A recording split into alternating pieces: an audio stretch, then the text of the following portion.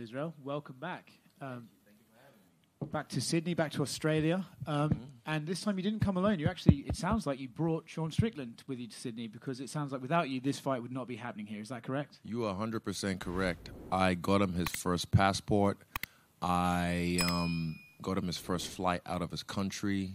I got him his big money fight. So he should be really grateful after this. He should be really grateful for the opportunity. I mean this is sincere. He should really, because he's talking all this shit, and it's whatever, but like he should really be grateful because I'm changing his life for the better. He was just in here talking to us. Ooh, fill me in. You can sort of imagine it. He did say thank you, but oh, he did? Yeah, he said thanks. Oh, that's cool. Oh, look at that. You teach him nice. You teach him nice things. I can't guarantee he was being sincere, but he did say it. I'll take it. He's obviously not really cutting a very serious figure. You know, he's not coming in here like, I'm ready to get the job done. He's coming here, he's cracking jokes. Do you think that's sort of an example of how he's really feeling about the fight, or is that just how he's trying to push the nerves off until the end of the week? I think that makes him really dangerous. I think that's what makes him dangerous. He doesn't care. He knows I'm gonna beat him, so he doesn't care, and he's gonna try and do his best to beat me by any means necessary. I've been there before. Even my last fight, I knew I could beat this guy. I was like, I can fucking beat this guy. I almost beat him every fucking time, and I beat him the first time, but I know I can beat this guy. And then, you know, he ended up beating me. But I was just like, okay, everyone's counting me out. I'm the underdog, so I was like, right, bet. I'm going to use this, and I don't care. I'm going to give everything to this fight. And that makes you a dangerous man. A man with nothing to lose and everything to gain is a dangerous man. He admits that before the Pereira fight, he should have wrestled. He should have gone in there, and then he didn't, right? He goes in there, and he wants to prove a point. He said ahead of your fight, I've been wrestling, but sometimes you go in there, and it goes out of his head. Do you think he'll have an ego about his own stand-up that when this guy who's supposedly superior, he'll have to match you, or will he shoot for the legs? I mean, he did say he's a better striker than me, so I welcome him to try. But I think his team is too smart, you know. He trains at Extreme Couture. He's got Eric, Ray Sefo and them on his team, so if he listens to his coaches, this is different. This is not just a regular fight that his ego's going to take in place. He wants this. I know he wants that. He tries to push it away, like you say, just to like, I guess, how do you do? What do you call it? Like just like to relieve yourself of the pressure, if you will. But I think he's gonna wrestle. I think he's gonna wrestle, and I got something for his ass because me and my buddy Craig Jones be hanging out a lot. So yeah, we've been around the world, we've been training, and I've been doing this for a long time, and I'm yet to, you know, choke a motherfucker out. So that's one thing that's on my list, and I hope he wrestles. If not, cool, stand and bang, do the man dance, as you will. He's selling wolf tickets when he talks about that, by the way. It's just, I don't think he's going to man dance with me, and if he does, I'm a better dancer than him.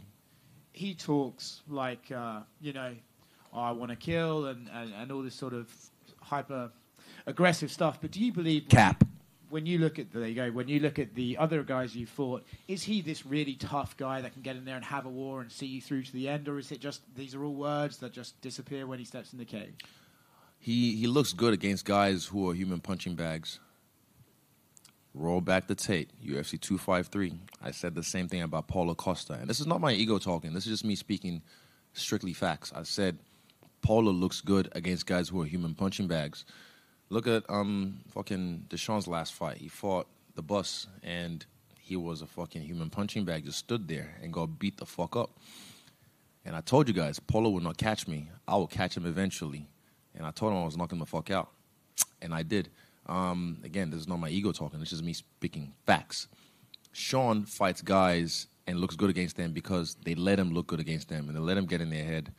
But again, I've done this how many times? This is deja vu. This is deja vu to me. Like, all this shit's semi-fun, but what I really want to do is just fight. I really want to fight and showcase and also watch my team showcase as well before me. And, yeah, all that's cap. You have one chance to make a first impression, and he already failed that when I tapped him on the ass. You all saw the receipts, right? I wasn't trying to be a dick. I was just saying hello. Then he gets on stage and starts talking shit. I'm gonna come down there, and then I'll fight. You could get my number, and I'm like, 3 minutes ago you were. And then after that, backstage, he just beelines away from me, and I was just like, all right, cap. And anytime he tries to act tough now in front of people, it doesn't have the same sting at all because you know when danger is real, fear is in the mind. Like where did I hear that from? I can't remember what quote I hear that from, but like it's in his head. He tries to act like a tough guy. He's a tough guy. He's a good fighter. He's a good pressure fighter. All that against human punching bags, but there's no danger with him. Last time I saw him in Vegas, I smacked him in the dick because I knew it wasn't dangerous to me, and then he tried to push me. Said, "Don't touch me, bro." I was like, huh. And I just jumped over my seat, and I just kept on watching my fights. Right. Last one from me. I think everyone sort of, we spoke about it, the press conference is going to be great, but the fight's going to be whatever. So people are kind of assuming you're walking in there and going through this guy pretty easily. Does that add pressure to you, or does that just make you think this is going to be fun? Nah, I don't even think about it. I don't listen to those voices. I hear people say the odds of this, I'm putting my parlay on you. Bro, fuck your parlay. I put my life on this shit. So, yeah, I don't listen to those voices. I look at myself as the underdog in this fight. I don't even know where my belt is at. This is not even my belt. I don't give a fuck. I just want to beat people up, make lots of money, beat people up in different styles till I retire, and then I'll look back and be like, fuck, I was the man. Or I'm the man. But, yeah, in the meantime, Sean's next. I focus on him. And I don't take him lightly. I don't underestimate him, but I don't overestimate him. And he's a dangerous guy, but I have a habit of making dangerous guys look easy. I think Will Smith said that quote, by the way. Oh, is that movie with his son? Yeah. That's right, yeah. Fear's in the mind, danger is real. Yeah, he's a dangerous guy if you let him be. But I'm not stupid. And I'm curious, do you dislike Sean at all? Because he's bringing up like the Chinese flag, questioning your manhood and everything. He brings it up quite often. Chinese thing, I don't give a fuck. I've traveled around the world. I've worked around the world. I've fought around the world. I've acted around the world. I've never even addressed it because, look, if I gave a fuck, I'd address it. I'd tell you why exactly that clip or what it was. But I really don't give a fuck. I've been working around the world and making bags. Only thing he said was one clip someone sent to me, and he's questioning my morals and like saying something, and I was like, "You've never even had a conversation with me, and you're questioning." So that one is one I'm doing a Michael Jordan. And I'm taking that one personally, so I can use that against him. But everything else, I don't care. Okay, anime. Okay. All right. Okay. Fuck. Like his insults are like he's that fucking. That's that idiot in the back of the class that just talks over you and talks loud just to get his point across. And again, last time he ambushed me because I wasn't expecting that. And I told him, focus on your opponent because you're going to get knocked the fuck out. And what happened? He got knocked the fuck out. You also said that you envision a spectacular finish in this. You want to kind of put the exclamation point on the City Kickboxing lineup on this card. So when you say spectacular, what is that? Is that a knockout? Is it your first submission in the UFC? Is it a back and forth fight? There's a few options. There's always when you visualize these things, there's a few options. There's a few timelines. This could just go. But yeah, there's a few of them. But there's three main ones that I'm honing on, but I can't tell you guys just because they're mine. But I guarantee you, I'll finish this guy. And last one for me. I know you've done a lot of Q&As about your documentary that just came out. So what's the reception been for the movie? It's been dope. I think Sean should watch it. He might learn something. To be honest, I've even said when I did the Q&A on Monday, when people watch my doco, I said, look, the main thing, that Style Bennett documentary, by the way, coming soon, Australia, New Zealand, September 28th. After that, soon to streaming platforms. I said to people, I was like, what I want people to get from that documentary is I'm not saying be like me. I'm just saying be like you. Be authentically you. And don't give a fuck what anyone else thinks. Whether, I'm not saying look at me and, dress the way I dress or paint your nails or fight. I'll just say, man, that guy Styles is just unapologetically himself and is just showing, he's just bearing his chest to the world, showing his heart to the world, his heart on his sleeve, and doesn't care whether you like it or not. He's just happy. So for me, I'm really happy. This so far is the best year of my life yet because I've really just embraced me. and not giving a fuck what anyone else says. It always helps that I can kick ass because I'm just like, what the fuck you gonna tell me shit? Like, but yeah, even without that, I'm just saying like, fucking just be you, bro. So that what I want people to get from the documentary is just like, express yourself authentically. And I will say this, I respect that from Sean. I respect the fact that he expresses himself authentically and does not give a fuck what anyone thinks. I respect that. He looks at me and he gets away. But again, I don't care. That says more about him than it does about me because I am expressing myself authentically. And I'll beat your ass, Sean. I will beat your ass.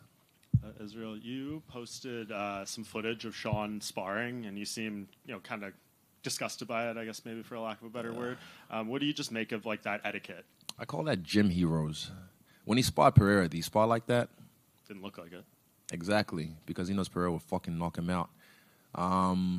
It's called respect. And I have teammates, and we can push, but I don't try and hurt my teammates. Like, he's knocking people out in the gym. Accidentally, I've probably knocked 2 people out over the last how many years I've been fighting in the gym, accidentally. And, it's not even knocked out, like dropped them because it was light. But like, it's just, I don't try and hurt people. I don't know. There's many ways to skin a cat. Look, whatever works for you. But I just feel like I've seen too many of those now where I'm just like, whoa.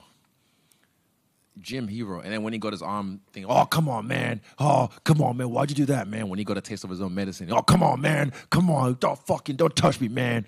Like, I do a real good impression of him. I just realized. Fucking hell. But, yeah. I just don't like gym heroes, man. Like I said, when he spot Pereira, he didn't bring that energy because he knew Pereira would sleep the fuck out of him. Dana White's Contender Series just wrapped up a few minutes ago, and Dana did a scrum after, and he was asked about who could be next for this, and he basically said about Dricus du Plessis, I don't like when guys turn down fights, and was kind of like nonchalant about it. Neither do I. Yeah, do you think he'll be next? I know Jared Cannonier's here in the backup position as well, and they've been kind to people who do that solid for them. So what do you think they're going to do? I don't know. You have to ask Dana. But, yeah, Dricus doesn't know how to play the game. Look, you can't sit on your fucking, is it ranking or whatever, and think you got it locked in. This is the UFC. If you look back at the history of the UFC, shit happens, So he thought he was sitting pretty.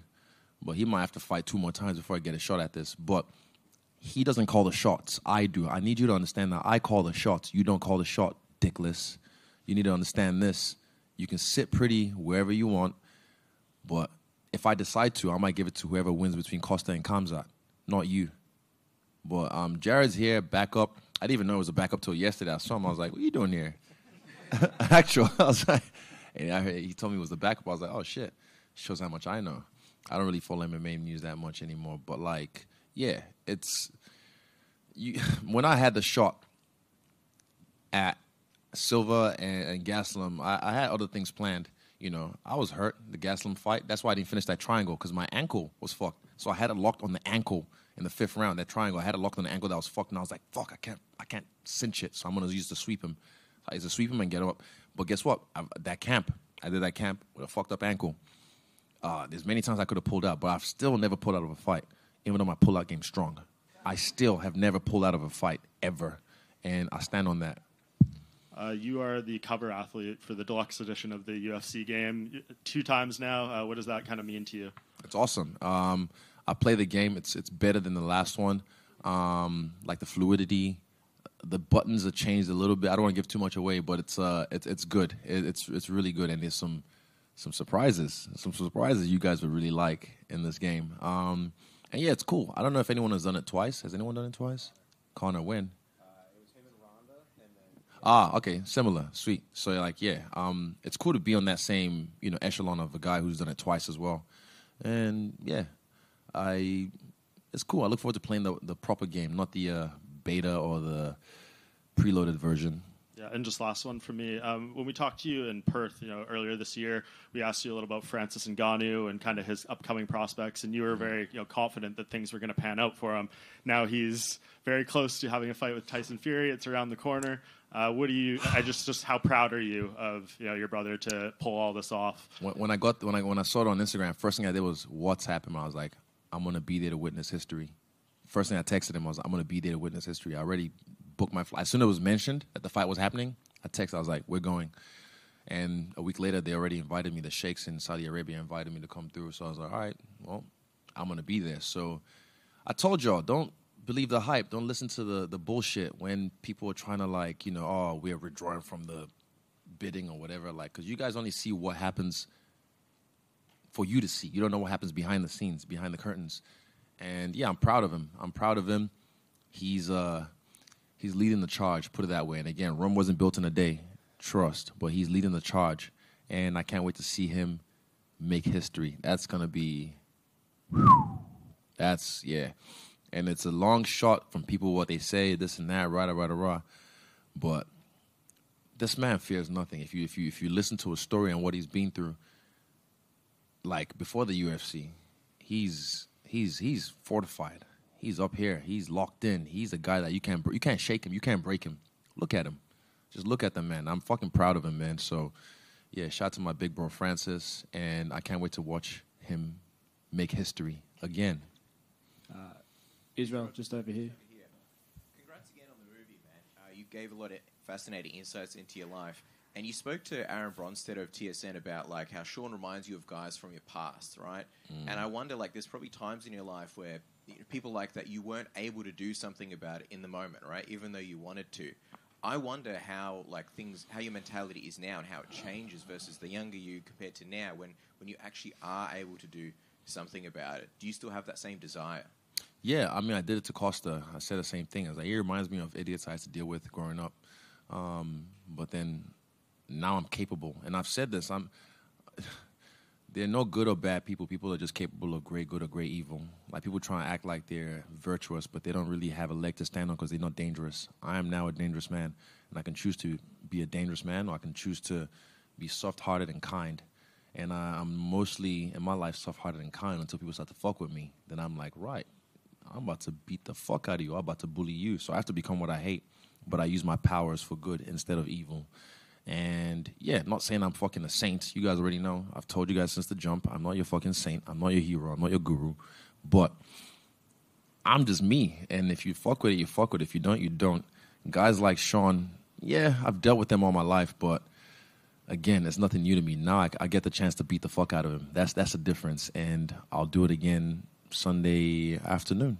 Has that helped you let go of some of those things from your childhood? Like the fact that now you have the power to do something about that, if you know what I mean? Yeah. It doesn't, I don't hold on to those things. They definitely shape you, you know. They definitely shape you. Like, growing up, it's all trauma, you know. It's all stuff that, because some of the stuff I had to endure is all trauma. And even I've seen some stuff. Oh, fuck. I found out yesterday, Cunt was a neo-Nazi or some shit. Yeah, I had no idea. I didn't look. Shows you how much I look into it. I had no fucking idea. Breaking news. But, like, yeah, I'm not. It's not something I'm going to hop on about because it's stuff that he had to go through and the stuff that he hasn't worked on that's still in him. The thing is, difference is I've done the work on myself to overcome those traumas and to learn how to use it to better myself, if you will. And, you know, I'm a human being. Of course, I've been insecure in certain times of my life. So when you've done the work on yourself over and over and over and over and over again, when you see it in other people, you're like, oh, I know where that's coming from. So that's why when I say Sean's insecure, I can see it because I see what he's like in front of the cameras and I see what he's like backstage. And when it's just me and him, and I'm just like, okay, I know where this is from and I know how to deal with this. So I'll take him through a session, a nice therapy session for free. Just on therapy, like some of the most fascinating points in your movie is like you with the possibility manager, just talking things out. And there's, without giving away, like she presents you with certain options. At any point where you conflicted by like, okay, I could go in this direction for like maybe inner peace or growth as a person, but that would conflict with, say, this direction where, you know, me as the entertainer, me for my career. You know what I mean? Still happens, still to this day. And that's why I haven't been to the jungle to do the plant medicines, because I don't want to... It'll come to me. When it comes, it comes. When it calls me and it happens, it happens. But right now, I've just kind of like been a little bit hesitant because I just don't want to... I've used the example of Zuko as a firebender when he realized he's friends with Aang and he can't firebend anymore. Sean didn't know about this. So, like... Yeah, he couldn't firebend anymore, and he's just like, what happened to my powers? And it's because he became friends with Aang, so he had no anger to bend from. So yeah, who knows, man? Who knows? Right now, nah. I like the chips and the dips on my shoulder. It served me well, and I'm using it in a different manner. I'm not jaded. I'm not like. I've seen videos of this kind of traffic, like arguing with people and filming it, talking about like, I'll get my gun out. Like I can't remember the last time I had road rage. I used to back in the day when I was working a 9 to 5, trying to get to work because I'm late and just fucking beep beep beep. But now, do you want to cut in front of me? Cut in front of me. You probably need this win more than me. Your life sucks because sometimes it be like that. But yeah.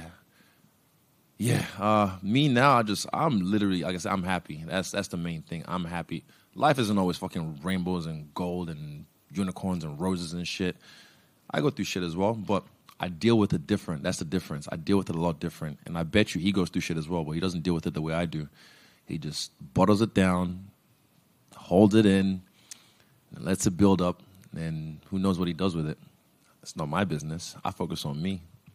Just last one from me also. You spoke about how, like, you don't need the belt, so to speak. It doesn't define who you are, which is a healthy attitude to have. There's big things in life. I just wonder, when did you reach that realization? And do you feel like you needed to get the belt first before you could sort of come to that realization? I had a feeling because of things that maybe Rashad has said in the past, Rashad Evans, and some other people. But I was like, yeah, let me see. So when I got it was awesome. Defended it, UFC 243. It's cool.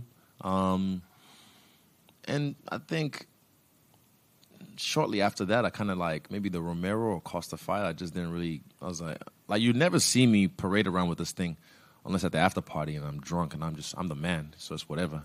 But like, I don't care. It looks good. That's what it looks good. Brings notoriety, more money, all that. But like, even after I lost the belt, I told you they were still calling me champ in the streets. They still call me champ, and people were still trying to get at me because.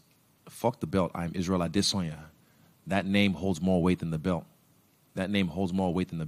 So, yeah, I got the belt back. Whoop-dee. I'm sure Eugene knows where it is. It's probably at his house, under his bed or something. Both of them.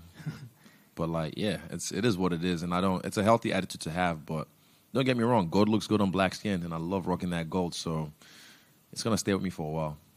Thanks, man. After the Pereira fight, John Anik called you the greatest middleweight of all time. Where do you think you rank in that discussion? I don't think about it. Like I said, I don't think about these things. I don't chase these numbers. They chase me. I just stay present. I stay focused. I stay ready. That's why I fight so often.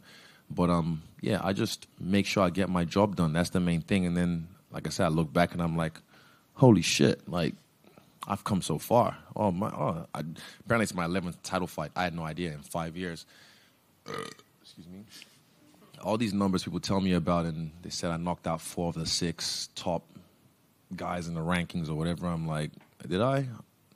I can't even tell you who. But yeah, I don't. It just happens. I just keep doing me.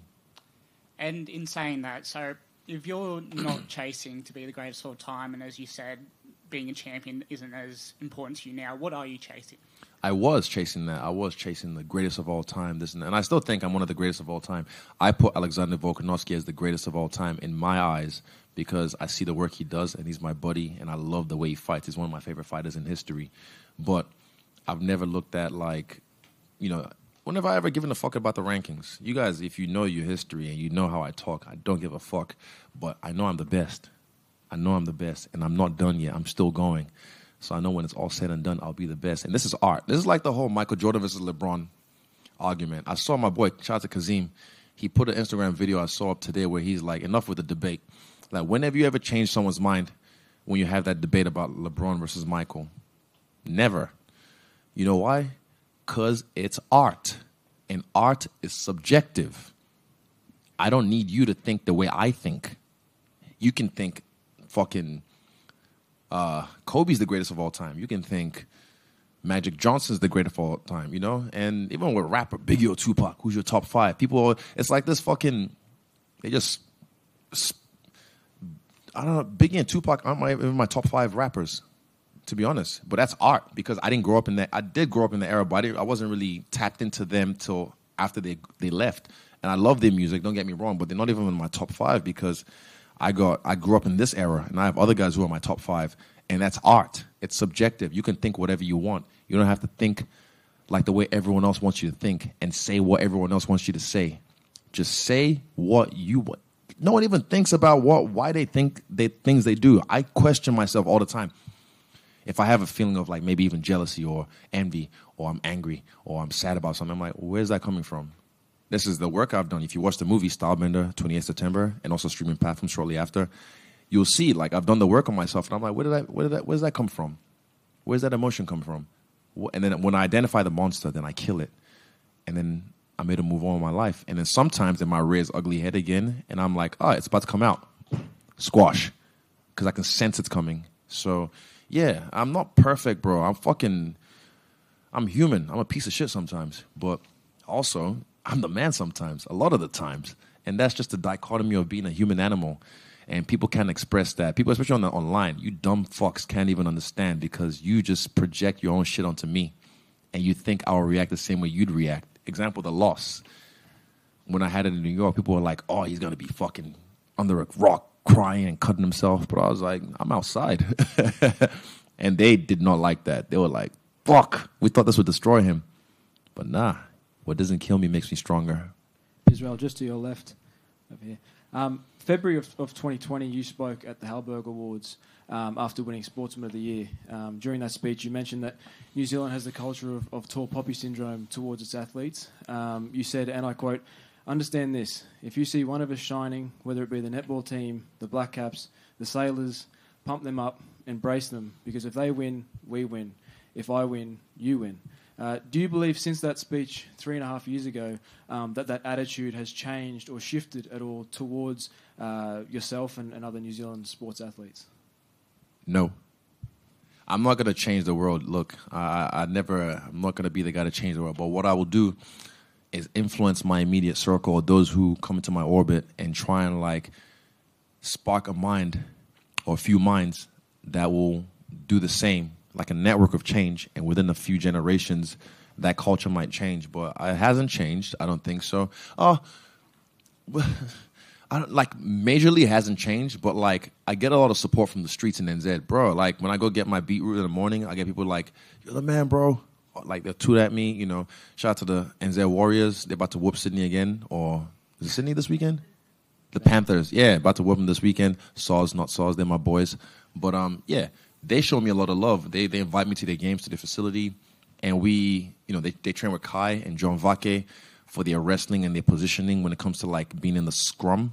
I know sports, but like, yeah, it's not changed heavily. But again, Rome wasn't built in a day. It's not going to change overnight. I think it's just ingrained in the culture where it's like people, like I said, people will see someone doing well and think that's taken away from me.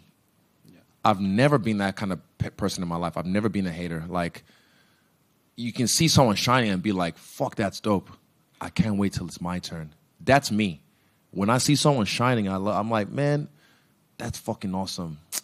I take inspiration from that, and I use it to fuel myself, add to my fuel so it can power myself and propel myself to where I want to be. But most people don't. They see that and think like it takes away from them, and they start to like hate and bombastic side eye. You don't want that. You want to be a supporter. Like, trust me, you'll feel better. You will feel better in your heart if you show love. It's nice to be nice. And I'm a dick sometimes, trust me. But again, I reflect whatever you give back to me. And just one last one. Considering all goes well Sunday against Sean, you're quite an active champion. You've been one of the most active champions in the UFC. The UFC 300's coming up first quarter of next year. Is that sort of an event that you would like your name a part of? Most likely. I'd love to headline that. But we'll see. Definitely, because I've watched UFC 100. That was Brock Lesnar versus Frank Mir. UFC 200. That was... hold up. Fuck, it's coming to me. No. Mark Hunt was on that one. He fought Brock Lesnar as well. Did he? Yeah. Amanda Nunes, Miesha Tate. Who was the headline? Fuck. Nunes, Tate. It wasn't Miesha, man? Yeah, that's where it was. That's right. Fuck. I knew it was a big fight. I was like, is it John? Yeah, and fought DC. That's right. Fuck. Oh, man. So, either way, I've been a fan of the sport for a long time, and UFC 300, I'm gonna touch that because I know I'm not gonna hit UFC 400, so I'm definitely gonna hit UFC 300. That's one I'm gonna be a part of, and Alex Volkanovski as well. I feel should be a part of. Even I'll co-headline for Alex Volkanovski. Like that's my dog, you know. But yeah, if he doesn't fight, then I'll headline it, and I'm sure there's other people as well. Conor will probably try and jump in there because he's a superstar. He'll just, get whatever he wants. But yeah, we'll see. We'll see.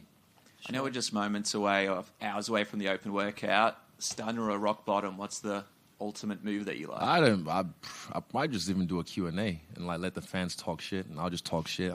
I just worked out before I came here. I'm kind of still perspiring. But yeah, I'm not open workout for me right now. I haven't done that in ages, and yeah, we'll see. We'll see what the crowd. Sometimes the crowd will just change my mind. I get there and I just feel the vibe, and I'm like, fuck it, let's go. But right now, I'm not really in the mood to do anything too flashy or too crazy. So, might just get Andre to hold the pads and just do some basic shit. And I'd rather just like show love to the fans, give a few giveaways, a few competitions.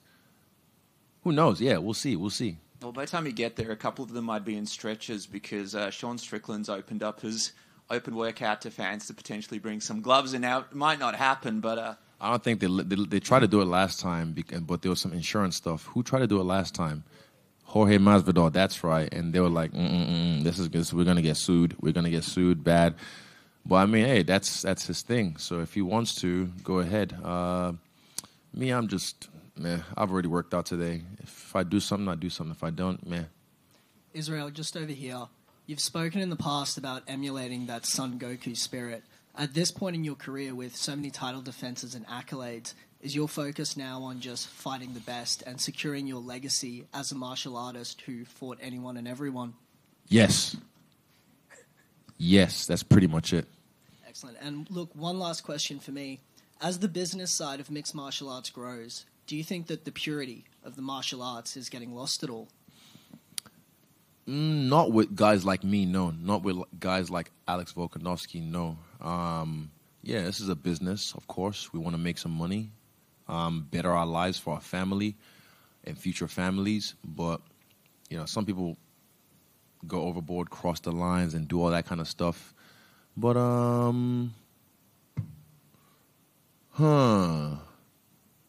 No, it just depends how you want to play the game, I'm a guy who's a martial artist. I show respect when I go to the gym. Me and my coaches, I show them the highest respect. When I'm in there, I still bow before I leave the gym. When I enter the gym, I still bow. I don't think it's lost with me. And also, I'm a guy. You watch me fight. It's art. It's beautiful. If that's what you like. If not, you can just say it's boring. It's dumb. It's stupid. And you can watch whoever else you want to watch. Yeah. But for me, martial arts is what I'm here for. And making money. Lots and lots and lots of money. Yeah. Kia ora, Izzy. In previous fights, over here, sorry. In previous fights, we've noticed you've had a bit of a mantra or a motto leading in that seems to motivate you. Like in the last fight, it was say less, do more. Mm-hmm. Did you have one for this fight that to help you, like, be that little flame that kept you going? And to second that, if you don't, does that mean you take the fight a little less seriously? Nah, not at all. Not at all. I was gonna write something in my mirror, and I was just waiting for it to come to me, but it never came. So I was like, it's okay. But I just knew, like I've said it, 1 + 1 is 2. I'm gonna knock out Sean Strickland. So I know I'm gonna finish him. I really want to I don't want to knock him out, if that makes sense. But, like, it's just 1 + 1 is 2. And I'm going to knock him out. I'd rather submit him, to be honest. I want to submit him. But, like, what we've worked on and what he does and his ego and his brain is just a peanut. So 1 + 1 is 2. Water is wet. Sean Strickland's getting slept. Speaking of submissions, is that, you mentioned on Flagrant that's what you had planned for Rob if you had a trilogy. Is that something you're now more actively chasing in the cage to keep it fresh for you? Or? No. I try not to chase things. With Rob, that was like a that was a stipulation with myself to myself, so I can get up for that fight. Because to fight him a third time, I was like, ugh, okay, well, he's gonna shoot, so I'm gonna have to find a way to sprawl, take his back, choke him out. Yeah, that was the plan. Sorry, Rob, he just gave it away. God damn it. Damn. Izzy over here to your left. You in this interview here, you've mentioned it, and your teammate Shane Young in here mentioned it earlier. Comparing this fight to the Paulo Costa fight, what is it about this fight that draws that comparison? Is it the energy? What is it? The energy, and it's just, like I said, deja vu. I said that in one of my posts this week. It just feels, it's like, again, I would make him cry like a baby, you know. He's a shameful champion. He's a shameful champ. I gonna punch him really bad. He speaks better English now. But, like, all that energy before the fight, and then I saw him at the hotel, and I checked him, I tested him, I was like, oh, you're solid. And then all that energy was gone. I was like, oh, it's all for cameras and shows, because I was right there. It's just your manager, no security. I didn't even have my guys with me back then. It was me and my manager. If he wanted to give that energy, he could have done it right there. So all these guys is fugazi. There's certain people you don't fuck with because you know, like, it's on sight. So it just feels familiar. And I've, like, before that fight, before my UFC debut, I felt this energy before where guys trying to, like, be boisterous and, hold me back, bro, like, you know, that kind of vibe. So, yeah, they don't really want to fight. They just want to act like they want to fight. And I know that energy, so it's familiar to me. And I love to fight. And, yeah, we're going to fight. Last one.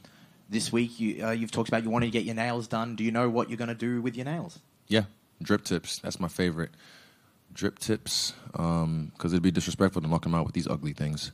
So, yeah, I'll do my toes as well in case I kick him in the face, which I will. So, I don't know if I'm going to paint them, but I'm just going to get them, like, pretty, because if they're not pretty, they're claws, and they'll cut his face. So, I'll make them pretty. Maybe put some sparkles on them. Yeah, put some sparkles on them. And, again, this is the last time I did my thing was on an interview, and it's the same ones. I've just kind of, like, taken the gel off and stuff. Like, this does not define me. I do this, like, once, maybe twice a year.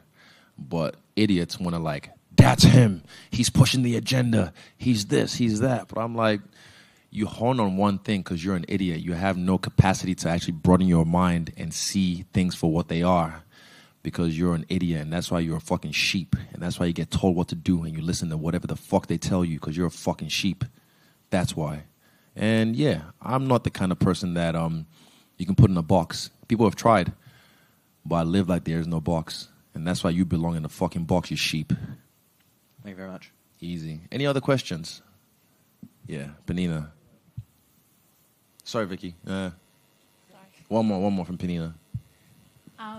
It's Tongan Language Week in New Zealand, and I was wondering if any of the Tongan guys that you train with or that you roll with have taught you any words or phrases. Way before that, I already knew all the bad Tongan words, and I will not say them here. But I'll just say ofatu, all my tokos. Mwah. Spread love. That's what a real mob do.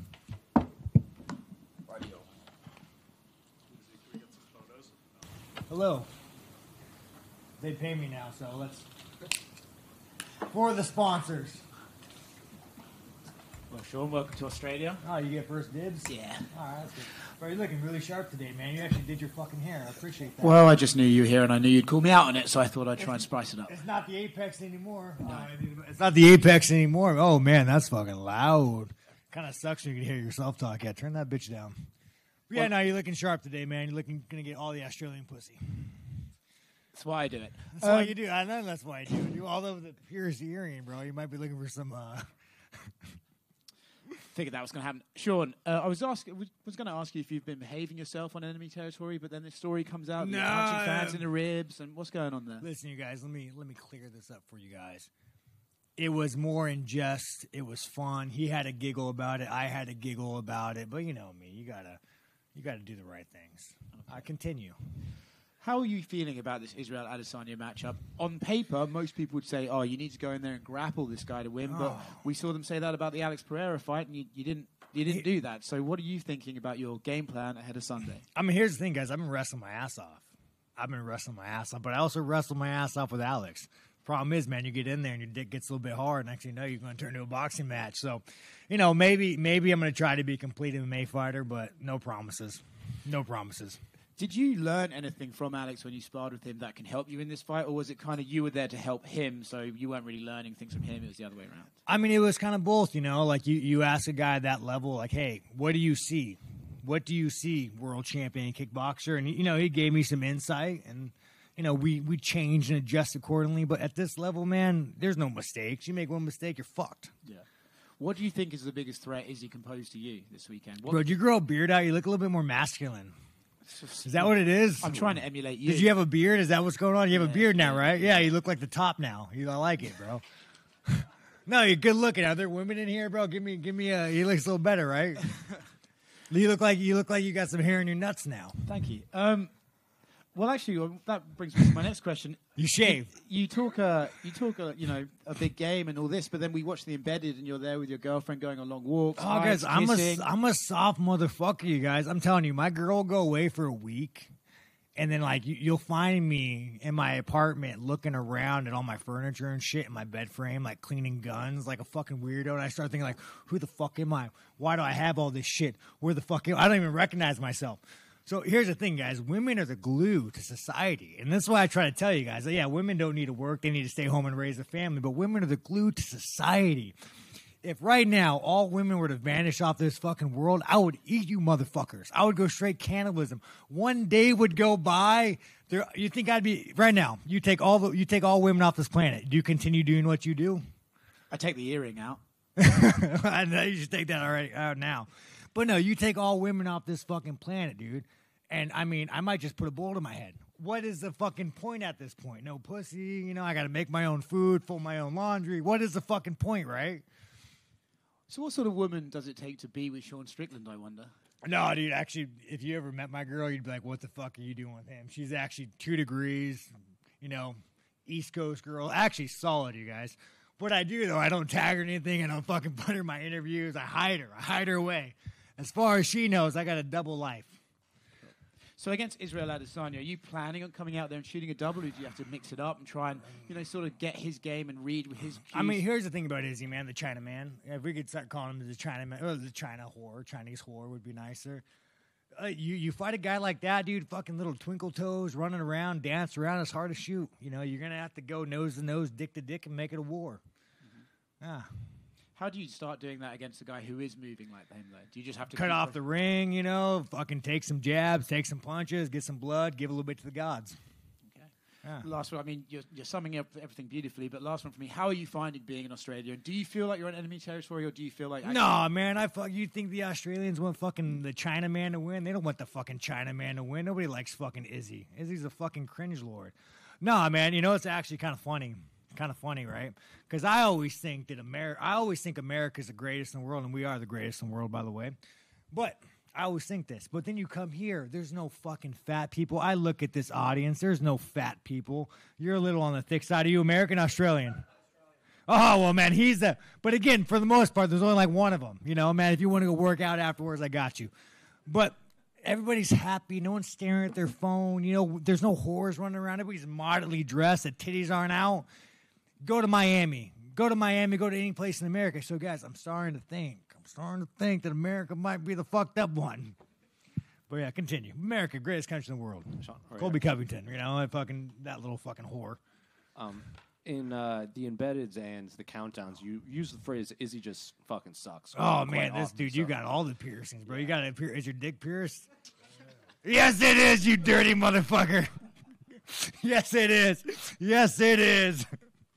It is not. Oh, yes, it is. No, yeah, I wish somebody could post a picture of this man somewhere. All right, continue.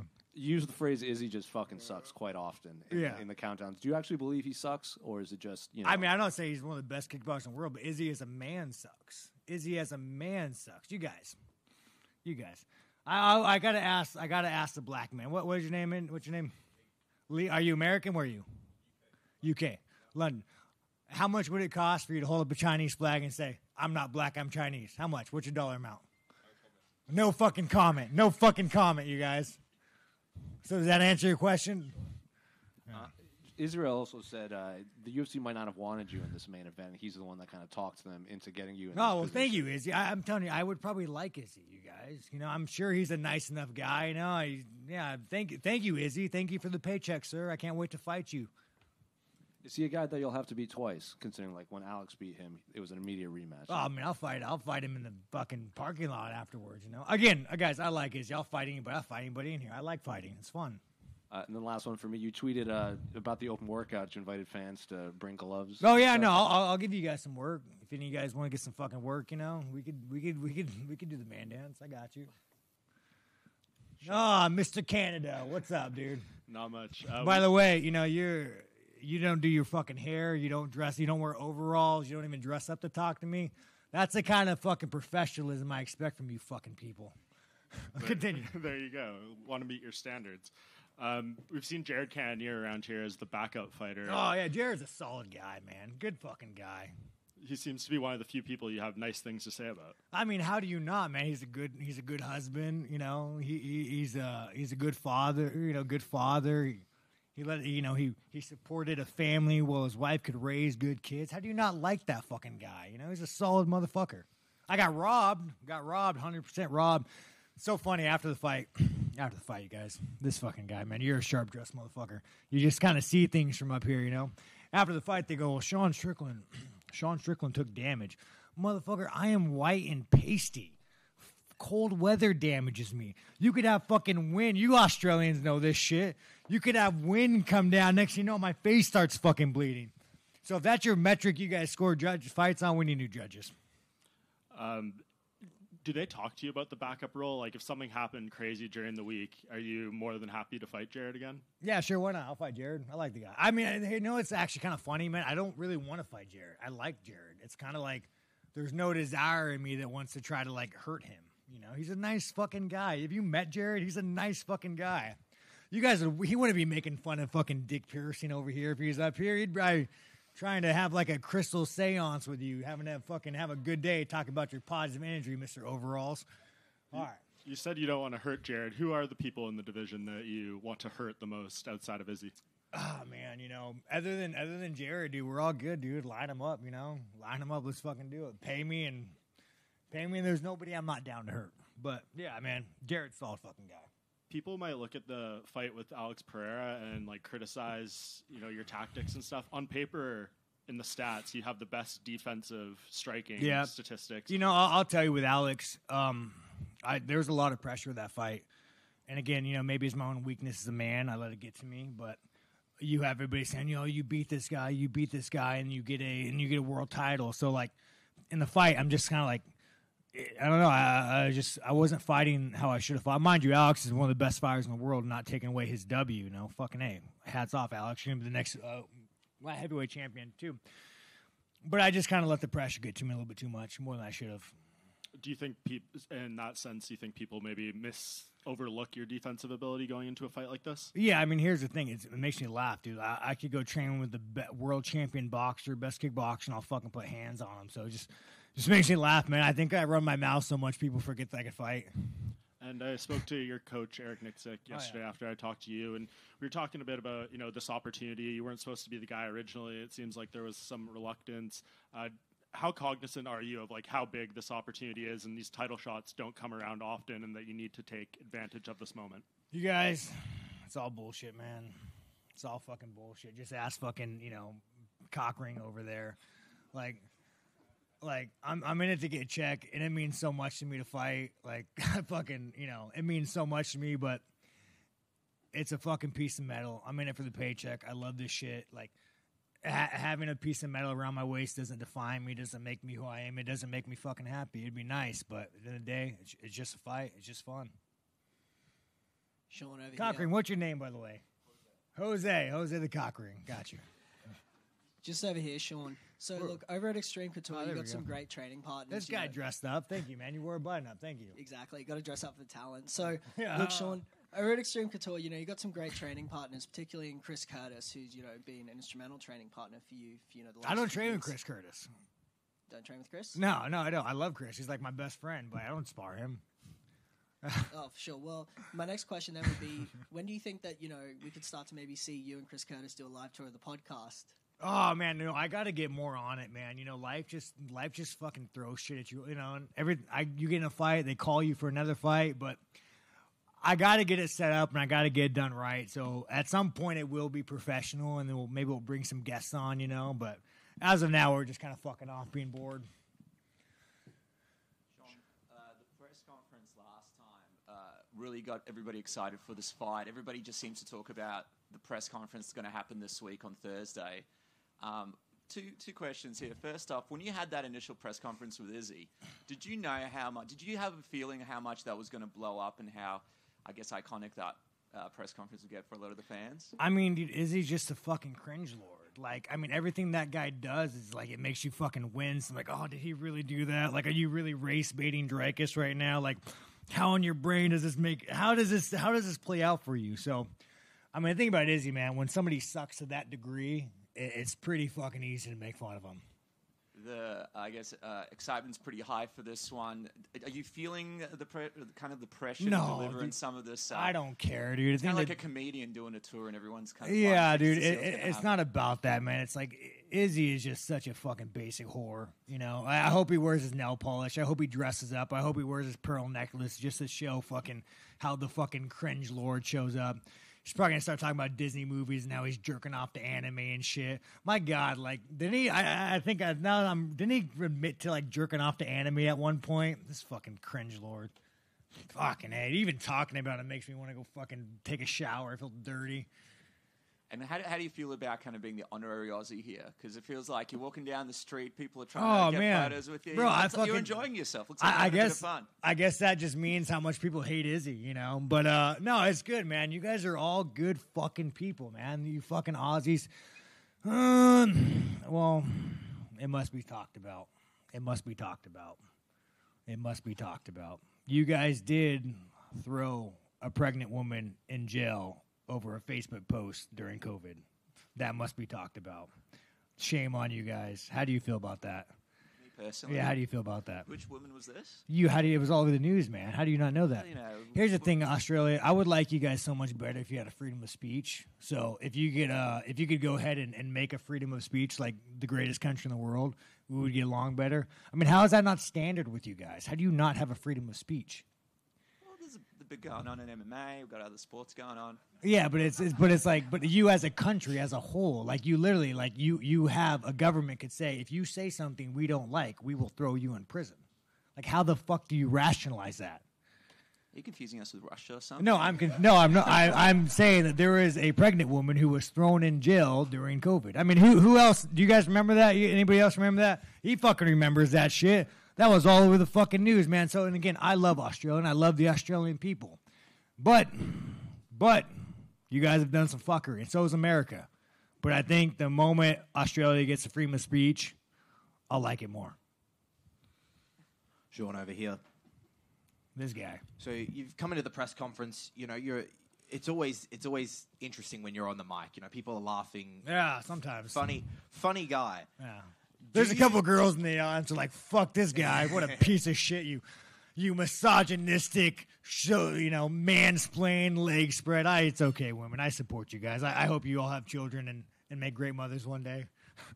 When you come into something like this or the press conference later this week, are you coming in off the cuff? Do you have stuff in your head you want to say? No, I just wing it, man. As you guys just gave me fucking material, I'll wing it like fucking Cockring over here, man. What part of that man's not pure, dude? Jesus Christ, bro. Talk about... Don't worry, I'll give you the attention that your father never gave you. What do you want to talk about, sir? Tell me about your feelings. Tell me about your tattoo that you have. No, but it's fucking... It's easy, guys. You just look around and you just make comments like this fucking sharply dressed man. This guy takes his fucking job serious. Canada. Talking about that press conference, it's kind of been spoken about here. A lot of buzz online about looking more forward to the press conference than the fight. I've heard some people say. Yeah, I guess it's funny. People don't realize that we could fight, right? At the end of the day, man, you just go up there. You just, you just embrace the autism. And, like I always tell people, I'm not really much of a liar. You know, I will embellish as we all do. You know, I'm a showman shit, but I always tell people like, I always thought I had some moral high ground because I usually tell the truth. But then I'm starting to realize I'm just fucking autistic, and I just can't shut the fuck up. But yeah, no, it'll be a good time. It'll be a good time, you guys. With that, the job is to fight. You know, this is all around it, but the job is to fight. Do you feel underestimated or disrespected at all?